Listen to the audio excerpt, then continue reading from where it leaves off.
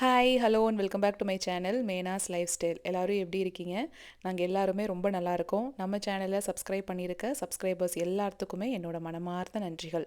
இப்போ தான் என்னோட வீடியோவை நீங்கள் ஃபஸ்ட் டைம் பார்க்குறீங்கன்னா இந்த வீடியோ ஃபுல்லாக பார்த்துட்டு பிடிச்சிருக்கு அப்படின்னா மட்டுமே சப்ஸ்கிரைப் பண்ணுறதுக்கு கன்சிடர் பண்ணுங்கள். இன்றைக்கி டைட்டில் அண்ட் தம்ப்நெயிலில் என்ன இருக்கோ அதுதான் வீடியோவாக இருக்க போகுது. சும்மா ஒரு டே இன் மை லைஃப் vlog, ரொம்ப நாள் ஆச்சுன்னு நினைக்கிறேன் அந்த மாதிரி ஒரு vlog போட்டு. ஏன்னா ரீசெண்ட் டைமில் நிறைய மீல் ப்ரெப் வீடியோஸ் தான் போஸ்ட் பண்ணிகிட்டு இருந்தேன். இந்த மாதிரி விலாக்ஸில் இன்ட்ரெஸ்ட் இருக்குது அப்படின்னா மட்டுமே பாருங்கள், இல்லைனா கூட நீங்கள் தாராளமாக ஸ்கிப் பண்ணிக்கலாம். இன்றைக்கி பிக்சர் டே ஸ்கூலில், அதனால அது சம்மந்தமான பேப்பர்ஸை வீட்டிலையே வச்சுட்டு காரில் ஏறிட்டான். அதுக்கப்புறம் ஞாபகம் வந்து எடுத்துகிட்டு போயிட்டுருக்கான். டிஃபன் பாக்ஸ்க்கு கேரட் ஸ்பினாச் போட்டு ஒரு சாப்பாடும் காராமணி மசாலாவும் செஞ்சு கொடுத்து விட்டுருந்தேன். அந்த கேரட் ஸ்பினாச் சாப்பாடு கொஞ்சம் நேரத்தில் ரெசிபி ஷேர் பண்ணுறேங்க. அவனை அனுப்பிட்டு வந்து நான் ரெடி ஆனேன், அதுக்குள்ளே குட்டி பையன் எந்திரிச்சிட்டான். இன்றைக்கி காலையில் நேரமே எந்திரிச்சு எல்லா சமையல் வேலையும் முடிச்சிட்டேங்க. அதுக்கு என்ன ரீசன்னா, அவர் இன்றைக்கி ஆஃபீஸ் போகிறாரு. ரொம்ப நாள் கழிச்சு, ரொம்ப நாள்னு சொல்ல முடியாது, ரொம்ப வருஷங்கள் கழித்து இன்றைக்கி தான் அவர் ஆஃபீஸ் பக்கம் போகிறாரு. கலிஃபோர்னியாவில் இருக்கும்போது என்ன ஆஃபீஸோ அதே தான் இங்கேயுமே. ஒர்க் ஃப்ரம் ஹோமில் இருந்ததுனால பெருசாக வந்து ஆஃபீஸ் பக்கம் போகிறதுக்கு சான்ஸ் இல்லை. ஆனால் இன்றைக்கி மீட்டிங் அப்படின்னு அரேஞ்ச் பண்ணியிருக்காங்களா, கலிஃபோர்னியாவில் இருந்தும் அவரோட கொலீக்ஸ் வந்து 2-3 பேர் வராங்களாம். சரி, எல்லாரையுமே பார்த்த மாதிரியும் இருக்கும் அப்படின்னு சொல்லிட்டு தான் போகிறேன்னாரு. ஆனால் லஞ்ச் வந்து எனக்கு வேண்டாம், நான் போய் அங்கேயே சாப்பிட்டுக்கிறேன், எல்லாத்துக்குமே அரேஞ்ச் பண்ணியிருக்காங்க அப்படின்னு சொல்லவும், அவருக்கு நான் பேக்கெல்லாம் பண்ணல, ஆனால் எங்களுக்கு தேவையானதை நான் சமைச்சு வச்சுக்கிட்டேன் கையோட. அது இந்த ரூமுக்கு நேராக கீழே பார்த்தீங்கன்னா கராஜ் இருக்குங்க. அந்த கராஜ் டோர் வந்து ஓப்பன் ஆகும் பார்த்தீங்களா, அது ஒரு சவுண்டு வரும். என்னதான் நாய்ஸ் மிஷின் ஓடுனாலும் அந்த லைட்டாக ஒரு வைப்ரேஷன் ஆகும் இல்லைங்களா, அந்த சத்தத்துக்கு இவன் எந்திரிச்சுக்கிறது. அவர் கரெக்டாக காரில் வெளியில் போகிறாரு, அந்த டோர் க்ளோஸ் ஆயிருச்சு, அந்த சவுண்டுக்கு எந்திரிச்சாச்சு. எந்திரிச்சிட்டு எனக்கு அப்பா தான் வேணும், அவனுக்கு நல்லா தெரியும் அப்போ அப்பா வந்து வெளியில் போயிட்டாருன்னு தெரிஞ்சுக்கிட்டு தான் அப்பா தான் வேணும் அப்படிம்பான். அவங்க அப்பா போய் வீட்டில் இருக்கிறப்ப எழுப்புனாருன்னு வச்சுக்கோங்களேன், எனக்கு அம்மா தான் வேணும் அப்படிம்பான். எப்படி தான் இந்த பசங்க வந்து நேரத்துக்கு தகுந்த மாதிரி வந்து பிரச்சனை பண்ணுறாங்கன்னே தெரியறதில்ல. முகிலோட ட்ரெஸ்ஸு ஸ்கூலுக்கு போகிறதுக்கு முன்னாடி வீட்டில் போட்டிருந்ததை கலட்டி சோஃபாலேயே போட்டுட்டு போயிட்டான். இவர் கீழே எந்திரிச்சு வந்த உடனே பார்த்துட்டு, அண்ணா இப்படி பண்ணிட்டான் அப்படின்னு அவனை 2 திட்டு திட்டிட்டு இவன் அதை எடுத்துகிட்டு போய் வாஷிங் மிஷினில் போட்டுட்டு வரான். இந்த விஷயத்த அவங்க அப்பா வந்த உடனே எழில் வந்து, அப்பா அண்ணா இங்கேயே போட்டுட்டு போயிட்டா அப்படின்னு சொல்லவும், அவர் வரட்டும் வரட்டும், எனக்கு மட்டும் பனிஷ்மெண்ட் வாங்கி கொடுத்தான்ல இன்னைக்கு இருக்கு அவனுக்கு அப்படின்னாரு. இங்கே கடலெண்ணெய் சேர்த்துருக்கேங்க, 1 ஸ்பூனு, கடுகு, கடலைப்பருப்பு, உளுத்தம்பருப்பு, ஒரு பெரிய வெங்காயம், 1 டீஸ்பூன் கல்லுப்பு, 2 சின்ன கேரட்டை துருவி வச்சுருந்தேன், அதை சேர்த்துக்கலாம். பாலக்கீரை 1 கப் அளவுக்கு கட் பண்ணி நம்ம சேர்த்துக்கலாம். சீக்கிரமாக இது இந்த மாதிரி சுருங்கி வந்துடும், பார்க்குறக்கு தான் நிறையா இருக்கிற மாதிரி இருக்கும். 1/2 டீஸ்பூன் அளவுக்கு சாம்பார் தூள், இதுக்கு பதிலாக நீங்கள் மிளகாத்தூள் சேர்த்துக்கலாம், இல்லை பச்சை மிளகாய் வேணுன்னா கூட நீங்கள் போட்டுக்கோங்க காரத்துக்கு. சாம்பார் தூள் வந்து ஒரு ஃப்ளேவர் கொடுக்கும், பசங்க வந்து சாப்பிட்டுக்குவாங்க, என்னடா கீரை இருக்கே அப்படின்ட்டு நினைக்க மாட்டாங்க, அதனால தான் சாம்பார் தூள் சேர்த்துக்கிட்டேன். அதுக்கப்புறம் வேக வச்சுருந்த சாப்பாடு ஒரு 2 பவுல் அளவுக்கு நான் சேர்த்துக்கிட்டேங்க. அது சொன்ன மாதிரி எங்கள் 3 பேருக்கு மட்டும்தான், அவர் மதியம் சாப்பிட போகிறது இல்லை. அதுதான் இன்றைக்கி லஞ்ச் பாக்ஸ்க்கும் பேக் பண்ணி கொடுத்து விட்டுருந்தேன். இங்கே வந்து பிரேக்ஃபாஸ்ட்டுக்கு கொள்ளு தோசை செஞ்சேங்க. இந்த கொள்ளு தோசை மெஷர்மெண்ட்ஸ் எல்லாத்தையுமே ஒரு ஷார்ட்ஸ் வீடியோவாக உங்களுக்கு நான் போஸ்ட் பண்ணுறேன். இந்த கொள்ளு தோசையோட முருங்கைக்கீரை இருக்குது பார்த்தீங்களா, முருங்கைக்கீரையை சுத்தம் பண்ணி வச்சுருந்தேன். அதை கழுவிட்டு ஒரு பேனில் போட்டுக்கோங்க, ஒரே 1 டீஸ்பூன் எண்ணெய் ஊற்றி நல்லா வறுத்துக்கணும். நல்லா அப்படியே முறுமுறுன்னு வறுத்துக்கிட்டோன்னா அதை பவுட்ரு பண்ணுறதுக்கு ஈஸியாக இருக்கும். திப்பி திப்பியாக தான் இருக்கும் அந்த பவுடரு, இருந்தாலும் பரவாயில்ல, அது தோசை மாவில் நம்ம கலந்துக்கலாம். கலந்துட்டு கொள்ளு முருங்கைக்கீரை தோசையாக சுட்டுக்கலாம், ரொம்ப சூப்பராக இருக்கும். இந்த கொள்ளு தோசை மெஷர்மெண்ட்ஸை நான் முன்னாடியே சொன்ன மாதிரி ஒரு ஷார்ட்ஸ் வீடியோவாக போடுறேங்க. இது கூட வேர்க்கடலை சட்னியும் ஃப்ளாக் சீட்ஸ் இட்லி பொடியும் தான் வச்சு சர்வ் பண்ணேன். இதோடு சேர்த்து சாப்பிட்றப்ப ரொம்ப ரொம்ப டேஸ்ட்டாக இருந்தது.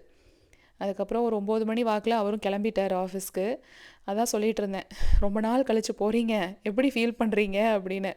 ஒரு மாதிரி நல்லா இருக்குது, ஹாப்பியாக இருக்குது, எப்படா போய் பார்ப்போம் எல்லாரையும் அப்படிங்கிற மாதிரி ஒரு ஃபீல் இருக்குது அப்படின்னாரு.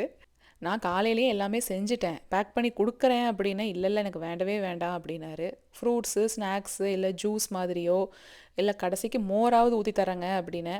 எதுவுமே வேண்டாம்ப்பா, நான் போய் அங்கே பார்த்துக்கிறேன் அப்படின்ட்டாரு. சரி ஜாலியாக போயிட்டு வாங்க ஒரு நாள் அப்படின்னு விட்டாச்சு. ஆனால் இவன் அவங்க அப்பாவை விடவே மாட்டேன்றான்.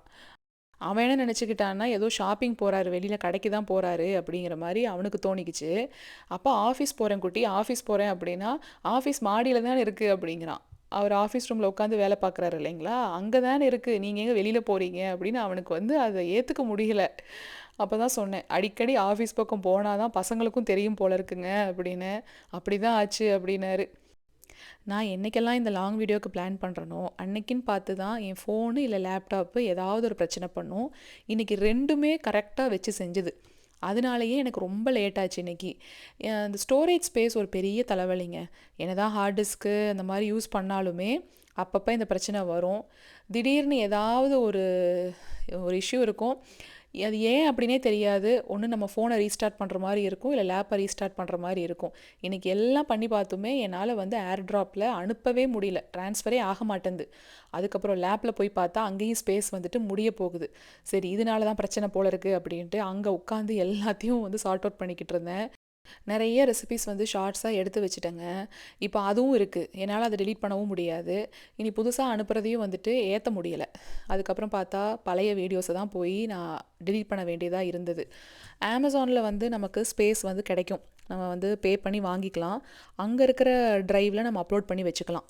ஸோ ஒரு சிலர் கேட்டிருந்தீங்க, பர்சனல் ஃபோட்டோஸ் அண்ட் வீடியோஸை எங்களுக்கு வந்து ஸ்டோர் பண்ணுறதுக்கு ஐடியாஸ் கொடுங்க அப்படின்னு. நீங்கள் வெறும் பர்சனல் ஃபோட்டோஸ் அண்ட் வீடியோஸ் மட்டுமே யூஸ் பண்ணணும் அப்படின்னு நினைக்கிறப்ப அமேசான் ட்ரைவே ஒரு பெஸ்ட் ஆப்ஷனுங்க. நீங்கள் செட்டிங்ஸில் போய் அதை டேர்ன் ஆன் பண்ணிட்டீங்கன்னா ஆட்டோமேட்டிக்காக நீங்கள் எடுக்க அங்கே சேவ் ஆகிட்டே இருக்கும். ஸோ இது தெரியாமல் டெலிட் ஆயிடுச்சு அப்படின்னா கூட பிரச்சனையே கிடையாது, அங்கே பேக்கப் இருந்துக்கிட்டே இருக்கும். இல்லை அப்படின்னா நீங்கள் மேனுவலாக ஒரு ஹார்ட் டிஸ்க் வாங்கி அதில் ஸ்டோர் பண்ணிக்கோங்க. ஐஃபோனுக்கும் வந்து கம்பேட்டபிளாக இருக்கும், ஆண்ட்ராய்டுக்கும் கம்பேட்டபிளாக ஒரே டிவைஸாக கிடைக்கும். ஸோ அந்த மாதிரி வாங்கி நம்ம யூஸ் பண்ணிக்கலாம். அதை வந்து நம்ம லேப்லேயும் போட்டுக்கலாம். இங்கே வந்து அந்த முருங்கைக்கீரை பொடி மீதி இருந்ததுன்னு ஒரு பாக்ஸில் போட்டு நான் ஸ்டோர் பண்ணுறேன். இதை வந்து இன்றைக்கி நைட்டு இந்த பருப்பு இட்லி, பாசிப்பருப்பு இட்லி கூட புதினா கொத்தமல்லி சட்னி தான் சர்வ் பண்ண போகிறேன். அந்த புதினா கொத்தமல்லி சட்னி செய்யும்போது அந்த முருங்கைக்கீரையும் கூட சேர்த்து வதக்கி நம்ம அரைச்சிக்கலாம். அதனால எடுத்து வச்சுருந்தேன். இது பாருங்கள், ஒரு 2 பிளேட்டுக்கு தான் வருங்க அந்த இட்லி. அந்தளவுக்கு தான் மாவு அரைச்சிருக்கேன். அந்த ரெசிப்பியும் சீக்கிரமாக ஷார்ட்ஸில் போடுறேன். நைட்டே ஊற வச்சுருந்தேன். தோசை சுட்டுட்ருக்கும் போதே கிரைண்டரில் அதை போட்டு விட்டுட்டேன். அவர் ஆஃபீஸ்க்கு அனுப்பிட்டு செடிக்கெலாம் தண்ணி விட்டுட்டு வந்து பார்த்தா அதை அரைச்சி முடிச்சிருந்தது. எடுத்து கலக்கி வச்சாச்சு. பாத்ரூம் தாங்க போயிட்டு வந்தேன். அதுக்குள்ளே பார்த்தீங்களா என்ன வேலைன்னு. முன்னாடியெல்லாம் சும்மா வேக்யூம் எடுத்து 2-3 நாளைக்கு ஒரு தடவை தான் இந்த கார்பெட்டை வேக்யூம் பண்ணிக்கிட்டு இருந்தேன். ஆனால் இப்போல்லாம் பார்த்தீங்கன்னா டெய்லியுமே அதை வேக்யூம் பண்ண வேண்டியதாக இருக்குது. எடுத்து இப்படி போத்திக்கிறாங்க விளையாடுறங்கிற பேர் வழியில். இன்னொன்று, அவன் இருந்திருந்தான்னு வச்சுக்கோங்களேன், பெரியவன், 2 பேரும் சேர்ந்துக்கிட்டு உள்ளுக்குள்ளேயே சண்டை போடுறது சுருட்டிக்கிட்டு. சரி, அந்த இடத்துல ஒரு காஃபி டேபிள் மாதிரி போட்டுட்டோன்னா சுருட்ட மாட்டாங்க அப்படின்னு யோசிச்சா அந்த டேபிள் மேலே ஏறி நீ விளையாடுவாங்க. அதுக்கு சும்மாவே இருந்துட்டு போகட்டும் அப்படின்னு சொல்லிட்டு நான் விட்டுறது. சாப்பாடெல்லாம் பவுலில் போட்டுட்டு வாடா சாப்பிடலாம் அப்படின்னு கூப்பிட்டேன். இல்லை, இந்த லெகோக்கு கையெல்லாம் பிச்சுட்டு வந்துருச்சு, அதை நான் மாட்டி முடிக்கிறேன், அதுக்கப்புறமா நான் சாப்பிட்றேன்னு உட்காந்து ரொம்ப நேரமாக மாட்டிக்கிட்டே இருந்தாங்க. எனக்கு பொறுமை போயிருச்சு. டேய் குட்ரா, நானே மாட்டி கொடுக்குறேன்டா அப்படின்னு மாட்டிட்டு அதுக்கப்புறம் ஊட்டி விட்டேன். கேரட் ஸ்பினாச் சாப்பாடு காராமணி மசாலா திக்காகவே செஞ்சுட்டேங்க. அந்த பம்கின் வச்சு ஒரு கிரேவி செய்யலாம் அப்படின்னு போன வீடியோவில் சொல்லியிருந்தேன் பார்த்தீங்களா, அதே ரெசிபி தாங்க. ராஜ்மா வச்சு செஞ்சு காமிச்சிருந்துருப்பேன். இங்கே காராமணி போட்டு செஞ்சுருக்கேன். கிரேவியாக செய்யாமல் கொஞ்சம் மசால் மாதிரி செஞ்சுக்கிட்டேன். ஏன்னா இது கேரட் ஸ்பினாச் சாப்பாடு தான் இல்லைங்களா, தொட்டுட்டு சாப்பிட்றதுக்கு நல்லாயிருக்கும். அதனால தான் கிரேவியாக செய்யலை. நீங்கள் வந்து கிரேவியாகவே செஞ்சு பாருங்கள், ரொம்ப டேஸ்ட்டாக இருக்கும். உடனே எல்லாம் சாப்பிடவே மாட்டாங்கங்க. நிறைய பேர் கேட்டிருந்தீங்க, மீல் ப்ரெப்பெல்லாம் ஓகே, ஹெல்த்தியாக செய்கிறீங்கெல்லாம் ஓகே, ஆனால் சாப்பிட்டுக்குவாங்களா பசங்க அப்படின்னு. போராட்டம் பண்ணணும், போராடி தான் ஊட்டி விடணும். பொதுவாகவே அவங்க அண்ணன் வந்ததுக்கு அப்புறம் தான் 2 பேருமே சாப்பிடுவாங்க. அப்போ என்ன பண்ணுவேன், ஒரு பெரிய பிளேட்டில் சாப்பாடு 2 பேருக்கும் சேர்த்து போட்டு கீழே உட்கார வச்சு கையிலேயே ஊட்டி விட்டுருவேன் பிசைஞ்சு.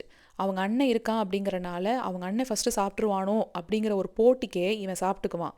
தனியாக இவன் மட்டும்தான் இருக்கான், இவனுக்கு மட்டும்தான் நம்ம ஊட்டி விடணும் அப்படிங்கிறப்ப பவுலில் ஸ்பூனை போட்டுட்டு போய் உட்காந்துக்குவேன். ஏன்னா அவ்வளோ லேட் பண்ணுவான், நம்ம கை காஞ்சே போயிடும். கரெக்டாக அந்த தூங்குற டைம் வேறு வந்துடும். எதுக்காவது ரகலை பண்ணிக்கிட்டு சாப்பிட்றதுக்கு வரவே மாட்டான். இப்போவுமே பார்த்தீங்கன்னா 2-3 வா மிச்சம் வச்சுட்டான். இருந்தாலும் ஏதாவது ஒன்று சாப்பிட்டா போதுண்டா அப்படின்னு ஊட்டி விட்டாச்சு. தூக்கம் அப்படியே வர ஆரம்பிக்குது. தூக்கத்துக்கு தான் இதெல்லாம் பண்ணிக்கிட்டு இருப்பான். ஆனால் தூங்குறக்கு வான்னா வரமாட்டான். நானும் ஒரு 1/2 மணி நேரமாக கூப்பிட்டுக்கிட்டே இருக்கேன். இந்தா வர்றேன் அந்தா வர்றேன்னு வரவே இல்லை. சரி, இனி விட்டால் வேலை ஆகாது. ரொம்ப லேட்டாக அப்புறம் சாயந்தரம் அதிகமாக தூங்கிட்டான்னா நைட்டு தூங்குறக்கு லேட் ஆகும். எப்படியாவது வந்துடுடா அப்படின்னு அந்த பொம்மை இருக்குது பார்த்தீங்களா, அந்த குட்டி பேபி, அதை தூக்கிக்கிட்டு அதை எடுத்து அம்மா கொண்டு போய் இந்த பேபியை உன்னோட பெட்டில் படுக்க வச்சிருவேன், நீ வர வேண்டாம், நீ தூங்க வேண்டாம், பேபி தூங்கட்டும், அப்படி இப்படின்னு கூட என்னென்னமோ சொல்லி பார்த்தேன். எந்த இதுக்கும் சார் மசியவே இல்லை. ஓடிக்கிட்டே தான் இருந்தான். பாத்ரூம்குள்ளே போக, லாண்ட்ரி ரூம்குள்ளே போக அப்படின்னு எங்கேயாவது ஒரு பக்கம் போய் ஹைட் அண்ட் சீக் விளையாட ஆரம்பிச்சிட்டான். ஐயையோ, இது வந்து பெரிய வேலையாக போச்சு. இனி இந்த விளையாட்டெல்லாம் விளையாட ஆரம்பிச்சிட்டான்னா ரொம்ப சுறுசுறுப்பாயிருவாங்க. அதுக்கப்புறம் தூங்குறதுக்கே வரமாட்டாங்க. ஒரு வழியாக என்னென்னமோ சொல்லி கொண்டு போய் படுக்க வச்சுட்டேன். தூங்கியுமே பார்த்தீங்கன்னா ஒரு 1.5 மணி நேரம் இருக்குங்க. 1.5 மணி நேரம் தூங்கினான். பாடா பரவாயில்லடா அப்படிங்கிற மாதிரி தான் இருந்தது. அதில் என்ன ஒரு சுவாரஸ்யம்னா, அவனை போய் படுக்க வச்சுட்டு நான் மெய் மறந்து ஒரு 1/2 மணி நேரம் தூங்கிட்டேன். முகில் வேற வந்துருவான். அதனால டக்குன்னு அதுக்குள்ளே எந்திரிச்சு கீழே வந்துட்டேன் நான். கார்பூல் போட்டிருக்கோம் அப்படிங்கிறதுனால முகிலோட ஃப்ரெண்ட் அவங்க அப்பா கொண்டு வந்து ட்ராப் பண்ணிட்டாரு. சில சமயம் படுத்துக்கிட்டு எந்திரிக்கவே நமக்கு தோணாதுங்க. நம்மளும் கூடவே படுத்துக்கலாம் அப்படின்ட்டு தான் இருக்கும். ஏன்னா 5 மணிக்கெல்லாம் எந்திரிச்சிடுவேன். 5 மணியை தாண்டாது. 5 மணிக்கே எந்திரிக்கிறதுனாலயா என்னன்னு தெரில, அப்படியே கண்ணை சொருகும் அந்த மதிய நேரம். அதிலே கொஞ்ச நாளாக ஒரு விஷயத்த நோட்டீஸ் பண்ணி பார்த்தேன். என்னென்னா, காலையில் முகில் ஸ்கூலுக்கு போனதுக்கப்புறமா கொஞ்ச நேரம் எக்ஸசைஸ் பண்ணுவேன். அப்படி இல்லைன்னா அதுக்கு பதிலாக வாக்கிங் போயிட்டு வருவேன்.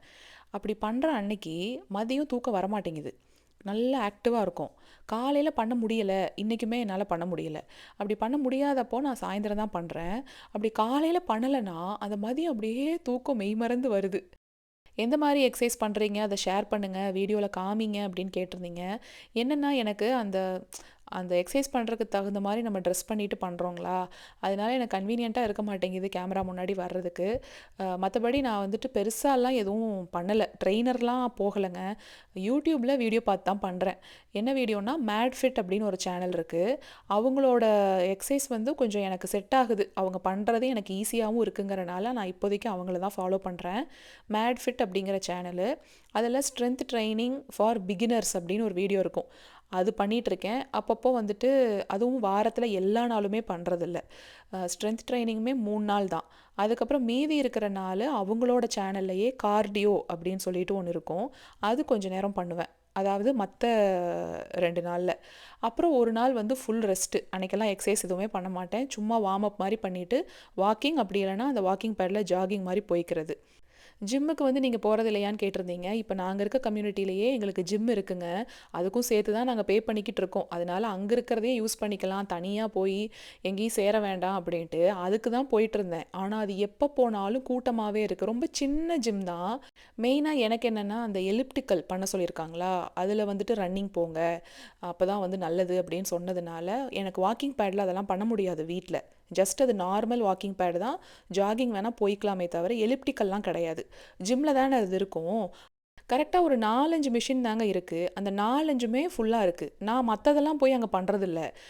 நான் வந்து ஸ்ட்ரென்த் ட்ரைனிங் வீட்லேயே பண்ணிக்கிறேன். எனக்கு அந்த எலிப்டிக்கல் யூஸ் பண்ணுறதுக்காக தான் போக வேண்டியதாக இருக்கா, அது வந்து ஃபுல்லாகவே இருக்குது. சரி, காலையில் நேரம் தான் ரஷ்ஷாக இருக்குது, நம்ம ஒரு 10 மணி வாக்கில் போகலாம் அப்படின்னா 10 மணிக்கு போய் பார்த்தேன். 10 மணிக்கும் கூட்டமாகவே தான் இருக்குது.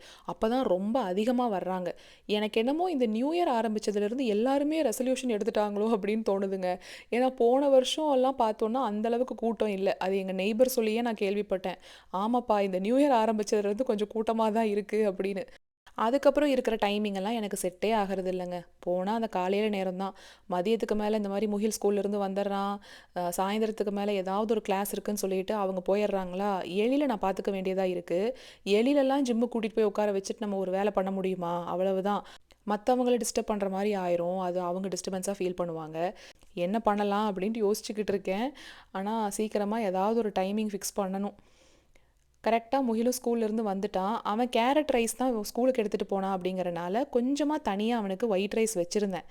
அதை போட்டு பீன்ஸ் பொரியல், காராமணி மசாலாலாம் கலந்து அவன் சாப்பிட்டுக்கிட்டான். இவரும் ஆஃபீஸ்லேருந்து சீக்கிரமாக வந்துட்டார். நான் சாயந்தரம் 5 மணி ஆகும் அப்படின்னு நினச்சேன். இல்லைப்பா, சும்மா ஒரு மீட்டிங் தான், முடிச்சிட்டோம், அதனால் 3 மணிக்கே வந்துட்டேன்னு வந்துட்டார். சரி, எதுக்கும் சாப்பிட்றீங்களா அப்படின்னு. இல்லை சிப்போட்லே தான் ஆர்டர் பண்ணியிருந்தாங்க, ரைஸ் போல் தான் நானும் சாப்பிட்டு வந்தேன் அப்படின்னாரு. சரி, டீயாவது போடுவோம் சீக்கிரமாக அப்படின்னு பனானா ப்ரெட்டு செஞ்சுருந்தேன் பார்த்தீங்களா, அது ஒரு பீஸ் இருந்தது. ஃப்ரிட்ஜில் தான் வச்சுருந்தேன். 2 நாளைக்குள்ளே முடிச்சிருங்க. எப்படியும் அதுக்கு மேலே தாங்காது, நம்ம செய்கிற மெஷர்மெண்ட்டுக்கு அவ்வளவுதான் வரும்.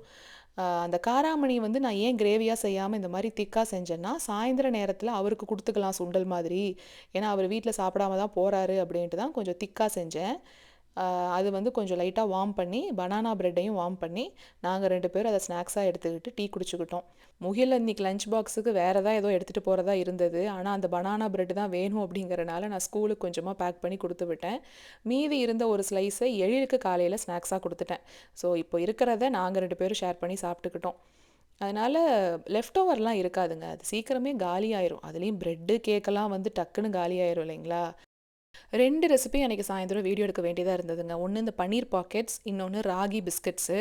என்னால் ராகி பிஸ்கட்ஸை வீடியோ எடுக்கவே முடியலை. சரி அடுத்த நாள் செஞ்சுக்கலாம் அப்படின்னு சொல்லிட்டு விட்டுட்டேன். அன்றைக்கி ரொம்ப வந்து வேலை ஒன்று மாற்றி ஒன்று இருந்துக்கிட்டே இருந்தது. அன்றைக்கி பார்த்தீங்கன்னா ஷார்ட்ஸில் அதனால தான் ஒரு பாட்டு மட்டும் போட்டு விட்டுருந்துருப்பேன். வாய்ஸ் ஓவர் கொடுக்கக்கூட முடியலை. பன்னீர் பாக்கெட்ஸை வந்து அந்த அன்றைக்கே ரெசிபி எடுத்துட்டேன். நான் மீல் ப்ரெப் பண்ணி வச்சா மட்டும்தான் அடுத்த நாள் காலையில் ஸ்கூலுக்கு அவனுக்கு பேக் பண்ணி கொடுத்து விட முடியும். அவர் ஆஃபீஸ் போயிட்டு வந்து ரெஃப்ரெஷ் ஆகிட்டு இன்றைக்கி நடந்த கதையெல்லாம் சொல்லிக்கிட்டு இருந்தார். யார் யார் வந்திருந்தாங்க, அவங்கள 2-3 பேரை எனக்கு தெரியும் பர்சனலாகவே. ஸோ அவங்களாம் வந்திருந்தாங்கப்பா அப்படின்னு சொல்லிட்டு அவங்களோட ஃபோட்டோஸ் எல்லாம் எடுத்திருப்பாங்க போல். அதெல்லாம் காமிச்சிக்கிட்டு ஆஃபீஸ் இந்த இடத்துல தான் இருக்குது, எத்தனை பேர் அக்காமடேட் பண்ண முடியும், அதனால தான் ஒர்க் ஃப்ரம் ஹோமில் வச்சுருக்காங்க அப்படி இப்படின்னு அந்த கதையெல்லாம் சொல்லிக்கிட்டு இருந்தார். அதுக்குள்ளே டீயும் போட்டு குடிச்சு முடிச்சிட்டோம். நான் வந்து அந்த அன்றைக்கி சாயந்தரம் புதினா கொத்தமல்லி சட்னி அரைக்கணும் இல்லைங்களா, அதனால் அது எல்லாத்தையும் எடுத்து வெளியில் வச்சுருந்தேன். இந்த டீ குடிக்கிற நேரத்துலையே அந்த ப்ரிப்ரேஷன் எல்லாம் பண்ணி வச்சுட்டு அதுக்கப்புறம் நான் போய் எக்ஸசைஸ் பண்ணேன்னா குளிச்சு முடிச்சுட்டு வர்றப்ப நமக்கு டயர்டாகவும் பசியாகவும் இருக்கும், டக்குன்னு சாப்பிட்டுக்கலாம். அதனால் அந்த நேரத்துலையே நான் நைட்டுக்கு செய்ய வேண்டியது ரெடி பண்ணி வச்சுருவேன். பன்னீர் பாக்கெட்ஸ் ரெசிப்பியை ஷார்ட்ஸில் இந்நேரத்துக்கு நான் அப்லோட் பண்ணியிருக்கணும், செக் பண்ணி பாருங்கள். இந்த ஒரு ரீசனுக்காக தாங்க நான் வந்து கவுண்டர் டாப் அவன் மாதிரி தேடிக்கிட்டு இருக்கேன். ஏன்னா பேக் பண்ணுறதுக்கு அது ரொம்ப ஈஸியாக இருக்கும், சீக்கிரம் ப்ரீஹீட் ஆயிரும் சின்ன அவனாக இருக்கிறதுனால. இப்போ இது பார்த்திங்கன்னா ப்ரீஹீட் ஆகிறதுக்கே கொஞ்சம் டைம் எடுக்கும். அதுவும் காலையில் ஸ்கூலுக்கெல்லாம் நம்ம அதில் தான் எதாவது செஞ்சு கொடுக்குறோம் அப்படின்னா ரொம்ப முன்னாடியே ப்ரீஹீட் பண்ணுறதுக்காகவே எந்திரிக்க வேண்டியதாக இருக்குது. அதுக்கப்புறமா உள்ள பேக் ஆகி வர்றதுக்கு கரெக்டாக 40 நிமிஷம் ஆயிடுது. அந்த ரெசிபி நீங்கள் பார்த்துருப்பீங்கன்னு நினைக்கிறேன் ஷார்ட்ஸில். இது வந்து இந்த ட்ரையிங் ரேக்கு தொட்டிலாட்ட ஆடிக்கிட்டு இருந்தது. இருக்கிற எல்லா கம்பியும் ஒன்றா பிஞ்சு வந்துருச்சு. 2 தான் பேலன்ஸ் இருந்தது.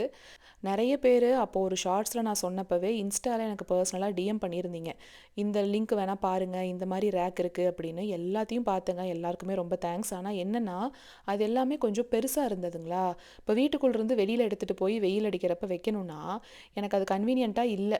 அந்த பெருசாக இருக்கிறதெல்லாம் ஃபோல்டு பண்ணிக்கிற மாதிரி இருந்துச்சுன்னு வச்சுக்கோங்களேன், வீட்டுக்குள்ளேருந்து வெளியில் எடுத்துகிட்டு போகிறக்கு நமக்கு ஈஸியாக இருக்கும்ல, டக்குன்னு எடுத்துகிட்டு போய்க்கலாம் வந்துக்கலாம். இன்னொன்று இந்த அளவே எனக்கு கரெக்டாக இருக்குது. இதை தாண்டி இன்னும் கொஞ்சம் பெருசாலாம் போச்சு அப்படின்னா அது என்னமோ இடத்த அடைச்சிக்கிட்டு இருக்கிற மாதிரி இருக்கும். அதுக்காக தான் கொஞ்சம் அப்படியே பார்த்துக்கிட்டே இருந்தேன். இது வந்து ஸ்டெயின்லெஸ் ஸ்டீல் தான். வெளியில் அந்த ரோல் பண்ணியிருக்கிறது மட்டும்தான் ஒரு ஹை குவாலிட்டி பிளாஸ்டிக் மாதிரி தெரியுது. ஆனால் மெட்டீரியல் வந்து ஸ்டெயின்லெஸ் ஸ்டீலு. வெயிலில் வச்சாலும் ஒன்றும் ஆகாது, ஃபோல்டு பண்ணிக்கலாம்.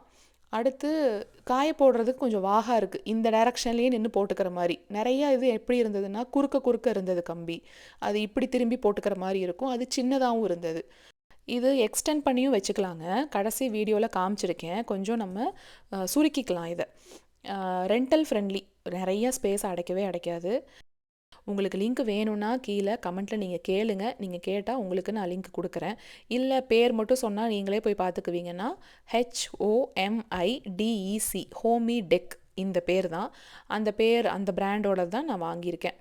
$39.99 ப்ரைஸ், அதாவது ரவுண்டாக $40. இன்னொன்று, இந்த ப்ரைஸ் சொல்கிறதுக்கான முக்கிய காரணமே அந்த ப்ரைஸை தெரிஞ்சுக்கிட்டு உங்களுக்கு தேவைன்னா நீங்கள் போய் பார்த்து வாங்கிக்கலாம். அந்த ப்ரைஸ் வந்து நமக்கு அஃபோர்டபுள் இல்லை அப்படின்னு நீங்கள் ஃபீல் பண்ணிங்கன்னா அந்த லிங்க்கை போய் தேவையில்லாமல் நீங்கள் ஓப்பன் பண்ணவே வேண்டாம். அந்த நெசசிட்டியே இல்லை இல்லைங்களா. அதுக்காக தான் ஒரு இன்ஸ்டா பேஜ் கூட என்னோடய ஃப்ரெண்டு பேஜ் அந்த கவுன் வந்து $39 நான் வாங்கினேன் அப்படின்னு சொன்னதுக்கான ரீசனுமே அதுதான். ஏன்னா இந்த மாதிரி இன்ஸ்டா பேஜஸில் எல்லாருமே ப்ரைஸை சொல்கிறதுக்கு அலோ பண்ணவே மாட்டாங்க. அதுவும் கொலாபுக்காக கொடுக்குறவங்கெல்லாம் ப்ரைஸை மென்ஷன் பண்ணாதீங்க. ஏன்னா ப்ரைஸை சொல்லிட்டீங்கன்னா அந்த டிராஃபிக் அப்படிங்கிறதே இருக்காது அவங்க பேஜுக்கு. ப்ரைஸை தெரிஞ்சுக்கிறக்காகவாவது அந்த பேஜுக்கு போய் நீங்கள் என்கொயர் பண்ணுவீங்கள்ல, அப்போ அவங்களுக்கு வந்து அவங்க பேஜுக்கான ஒரு டிராஃபிக் க்ரியேட் ஆகும். அட்லீஸ்ட் அதுவாவது எங்களுக்கு இருக்கட்டும் அப்படின்னு தான் நிறைய பேர் எக்ஸ்பெக்ட் பண்ணுவாங்க.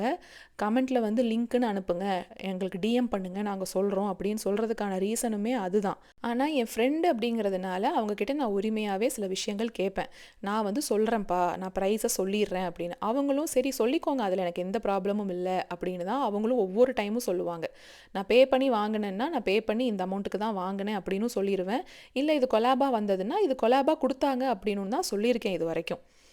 இது வந்து கொரில்லா லைனுங்க. இந்த மாதிரி இருக்கும். ட்ராக் பண்ணிக்கலாம். இது வெளியில வந்து காய போடுற மாரி இருந்தா மாட்டிக்கலாம் அப்படின்னு சொல்லிட்டு வாங்கியிருந்தேன். இந்த பாத்ரூம் கழுவுற ரக்ஸு, இந்த மாரி கிச்சன் துணி, இதெல்லாம் வாஷர்ல போட்டு ட்ரையர்ல போட மாட்டேன். எடுத்து வெளியில ஏர் ட்ரை பண்ணிருவேனா, அதுக்கு இப்படி ரீட்ராக்ட் பண்ணிக்கிற மாரி இருந்துச்சுன்னா, நமக்கு தேவையில்லைன்னா அத அப்படியே எடுத்து விட்டுறலாம். அங்க கயிறு தொங்குற மாரி தெரியாது. கொஞ்சம் ஸ்ட்ராங்காவும் இருக்கும் அப்படின்ட்டு ரிவ்யூஸ் போட்டிருந்தாங்க. ஆனா இன்னும் இத ஃபிக்ஸ் பண்ணலங்க நானு. ஃபிக்ஸ் பண்ணதுக்கு அப்புறமா உங்களுக்கு நான் ரிவ்யூஸ் குடுக்குறேன். அதுக்கு முன்னாடி இந்த கொரில்லா லைன நீங்க போய் வாங்க வேண்டாம். ஒரு 1 மாசமாவது நான் யூஸ் பண்ணி பார்த்துட்டு உங்களுக்கு நான் சொல்றேன். ஆனா அந்த ட்ரையிங் ரேக் வந்து ரொம்பவே சூப்பரா இருக்கு. இந்த கொரில்லா லைன் மட்டும் ஒரு 1 மாசம் வெயிட் பண்ணுங்க. நான் யூஸ் பண்ணி பார்த்துட்டு சொல்றேன். இந்த டாலர்லேருந்து இந்தியன் மணி கன்வெர்ட் பண்ணுறங்கிற விஷயம் இங்கே புதுசாக வந்தவங்க ஆரம்பத்தில் அதை பண்ணுவோம். நானுமே பண்ணியிருக்கேன். ஆனால் அப்படி வாங்குற ஒவ்வொரு பொருளையும் இந்தியன் மணிக்கு கன்வெர்ட் பண்ணி பார்த்துக்கிட்டே இருந்தோம்னா நம்மளால் எந்த பொருளையும் வீட்டுக்கு வாங்கவும் முடியாது. சாப்பிட்றதுக்கான பொருளையுமே நம்ம வாங்க முடியாமல் போயிடும். இங்கே டாலரில் ஏர்ன் பண்ணுறோம் அப்படிங்கிறப்ப டாலரில் தான் நம்ம செலவு பண்ண போகிறோம். அது வந்த புதுசில் கொஞ்ச நாளைக்கு நமக்கு அந்த பழக்கம் இருந்துக்கிட்டே தான் இருக்கும். ஒவ்வொரு பொருளையும் வாங்குறப்ப நம்ம கன்வெர்ட் பண்ணி பார்ப்போம். சரி, இங்கே இருக்கிறவங்க தான் அப்படி பண்ணுறாங்கன்னா, அங்கே இந்தியாவில் நம்ம ஊரில் இருக்கிறவங்க இங்கே இருக்கிற டாலர் ப்ரைஸ் சொன்னால் நம்ம ஊர் காசுக்கு கன்வெர்ட் பண்ணி பார்க்குறீங்க. அதை வந்து இந்தியன் மணிக்கு நீங்கள் கன்வெர்ட் பண்ணி பார்த்துட்டு ஷாக் ஆகுறீங்க. அது எதுக்குங்க? லாஜிக்கே இல்லை. இந்தியாவிலேயே நிறைய பேஜஸ் கொட்டி கிடக்கு. திருமண பக்கமெல்லாம் இப்போல்லாம் பிஸ்னஸ் பேஜஸாக தான் இருக்குது. அங்கேயே உங்களுக்கு பிடிச்ச பேஜில் பார்த்து வாங்கிக்கலாம். அதை விட்டுட்டு என்ன பண்ணுறீங்க, யூஎஸில் இங்கே ஒரு பேஜ் சொன்னால் அங்கேருந்து இங்கே மெசேஜ் எனக்கும் பண்ணுறீங்க, அவங்களுக்கும் சம்மந்தப்பட்டவங்களுக்கும் பண்ணி எனக்கு வந்து இங்கே ஷிப்பிங் பண்ணி விடுவீங்களான்னு கேட்குறீங்க. அது எவ்வளோ செலவுங்க? உங்களுக்கு தானேங்க வீண் செலவு. ஷிப்பிங் சார்ஜஸ் எவ்வளோ ஆகும் தெரியுங்களா? யூஎஸ்ஏலேருந்து இந்தியாவுக்கு அனுப்பணும் அப்படின்னா அவங்களே இந்தியாவிலேருந்து தான் சோர்ஸ் பண்ணி கொண்டு வந்து இங்கே சேல் பண்ணுறாங்க. ஏன்னா இங்கே நிறைய பேருக்கு வந்து இன்டர்நேஷ்னல் ஷிப்பிங் அப்படிங்கிறது பண்ண மாட்டாங்க இந்தியாவிலேருந்து. ஒரு சில பிஸ்னஸ் பேஜஸ் தான் பண்ணுறாங்க. எல்லாருமே இந்தியாவிலேருந்து இங்கே ஃப்ரீயாலாம் கொரியர் பண்ணி விட மாட்டாங்க. அதனால இவங்க என்ன பண்ணுறாங்க, அங்கேருந்து சோர்ஸ் பண்ணி இங்கே இருக்கிறவங்களுக்கு சேல் பண்ணுறாங்க. நீங்கள் அங்கே இருந்துக்கிட்டு இவங்கக்கிட்ட எனக்கு வந்து இந்தியாவுக்கு அனுப்பி விடுறீங்களான்னு கேட்குறீங்க. அதுக்கு நான் சொன்னேன், அது தேவையே இல்லை சிஸ்டர், நீங்கள் வந்து இந்தியாவிலேயே வாங்கிக்கங்க உங்களுக்கு தெரிஞ்ச கடையில் அப்படின்னா. அப்போனா அது வந்து மோசமாக இருக்கா மெட்டீரியலு, அதனால தான் சுற்றி வளைச்சி எங்களை வாங்க வேண்டாம்னு சொல்கிறீங்களான்னு அடுத்த ஒரு டவுட் அவங்க கேட்டாங்க பாருங்கள். எனக்கு வந்து நம்ம வந்து இவங்க நல்லதுக்காக தானே சொல்கிறோம், இவங்க இடத்துலேருந்து யோசித்து பார்த்து நம்மளும் பேசணும், கண்டதையும் ப்ரமோட் பண்ணக்கூடாது, நம்ம ஓரளவுக்காவது ஜென்யூனிட்டியை ஃபாலோ பண்ணுவோம் அப்படின்னு நானும் முடிஞ்ச வரைக்கும் முயற்சி எடுக்கிறேன், அதுக்கான எஃபர்ட்ஸ் போடுறேன். ஆனால் அதை எதுலையாவது எப்படியாவது ஒரு குறை கண்டுபிடிக்கலாமான்னே இருக்கீங்க. நான் சில சமயம் சொல்லுவேன் என் வீட்டுக்காரர்கிட்ட, காலேஜில் கூடங்க ப்ராக்டிக்கலில் வைவாலெல்லாம் தட்டி தூக்கிட்டு வந்துட்டேன் அசால்ட்டா. ஆனால் இவங்க கேட்குற கேள்வியை வந்து என்னால் ஃபேஸ் பண்ணவே முடியலை. அந்தளவுக்கு கேள்வியாக கேட்குறாங்க. ஒவ்வொரு விஷயத்துக்கும் கேள்வி. அந்த வீடியோவில் நான் சொல்லியிருந்தேன் அப்படின்னாலுமே வீடியோவில் சொன்னதையே திருப்பி கேட்குறீங்க. ஜானவி, நதியா கார்த்திக், அருள்குமார், சுஜிதா 594 அப்படிங்கிற ஐடியிலிருந்து சொல்லியிருந்தாங்க. ராஜராஜேஸ்வரி அம்மா, கிருத்திகா ரமேஷ் அவங்க பொண்ணு, தக்ஷித் சிந்து நவீனோட பையன், இவங்க எல்லாருக்குமே மனமார்ந்த பிறந்தநாள் நல்வாழ்த்துக்கள்.